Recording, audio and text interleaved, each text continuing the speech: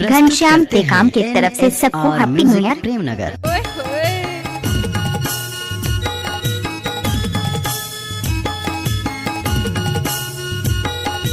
DJ Ghanshyam Tekam.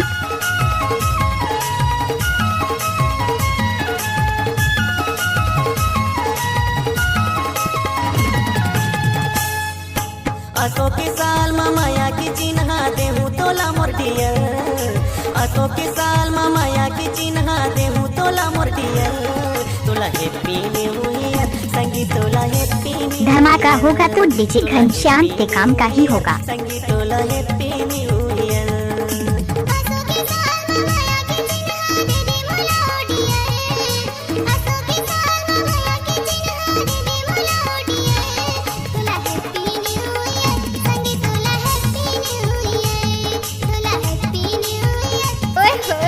DJ Ghanshyam Tekam mobile number 9301837912।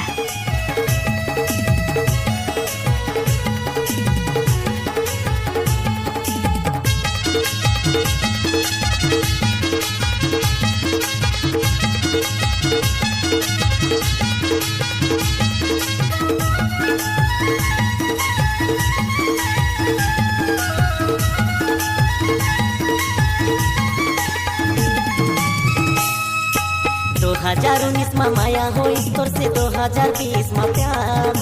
धने बुलाबे ते 2019 ला सुरता राखे रे बेया।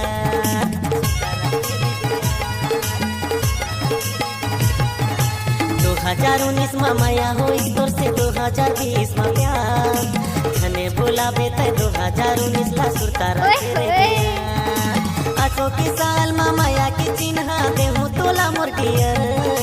आठो के साल माया की चिन्हा देहू तोला मोरटियर। तोला हैप्पी न्यू ईयर संगी, तोला हैप्पी न्यू ईयर। तोला हैप्पी न्यू ईयर संगी, तोला हैप्पी न्यू ईयर। आप सुन रहे हैं डीजे घनश्याम टेकाम का मिक्स किया हुआ गाना। घनश्याम टेकाम की तरफ से सबको हैप्पी न्यू ईयर।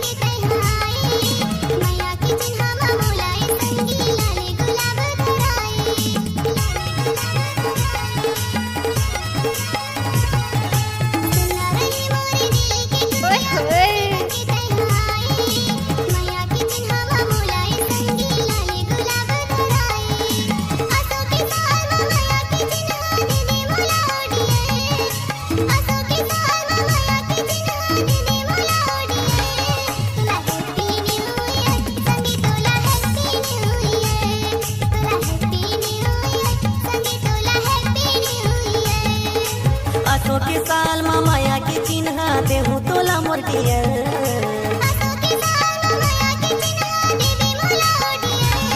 तोला हैप्पी न्यू ईयर संगी, तोला happy new year. DJ Ghanshyam Tekam.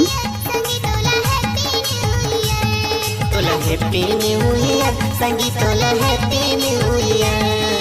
Ghanshyam Tekam की तरफ से सबको हैप्पी न्यू ईयर। तोला हैप्पी